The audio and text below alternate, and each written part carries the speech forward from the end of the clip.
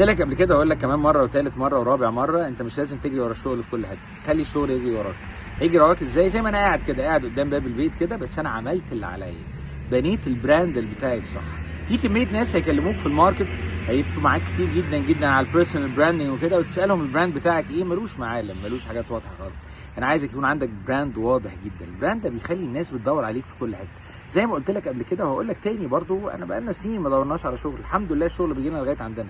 مش معنى كده كل مره هناخده او هننجح فيه، بس بيجي لنا لغايه عندنا. ليه؟ لان بنينا براند صح، براند حقيقي واقعي. وانا هتعلم معاك واعلمك كده ازاي نعملها سوا، البراند بتاعك بشخصيتك الحقيقيه، وازاي كل حاجه انت ممكن تكون مكسوف منها او شايفها مش طبيعيه او مش نقطه قوه، ممكن تبقى بالنسبه لك انت بالذات نقطه قوه. كل واحد فينا عنده مناطق قوه غير طبيعيه، هنتعلم ازاي نستغلها عشان الشغل يجي لك لغايه عندك، عشان الناس تبقى عارفه مهاراتك وشخصيتك قبل ما تتكلم معاك، عشان ده كمان هيبعد عنك كميه وظايف بعد كده تقول انا وقعت وقعه سودا. وعلى فكره بنات بيقعوا في نفس القصه كده، وقعت وقعه سودا في حد لا يصلح تماما ومش عارف ايه، وازاي شافني كده وازاي كده، عشان صورتك مش مظبوطه.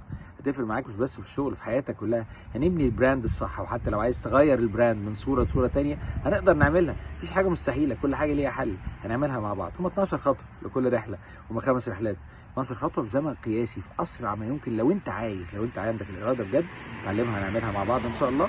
وتكون معايا في الجروبس كمان، بنتكلم كل يوم مع بعض، بنرد على كل اسئله واقعيه. نعملها ازاي؟ ابدا من النهارده، انجح اكتر.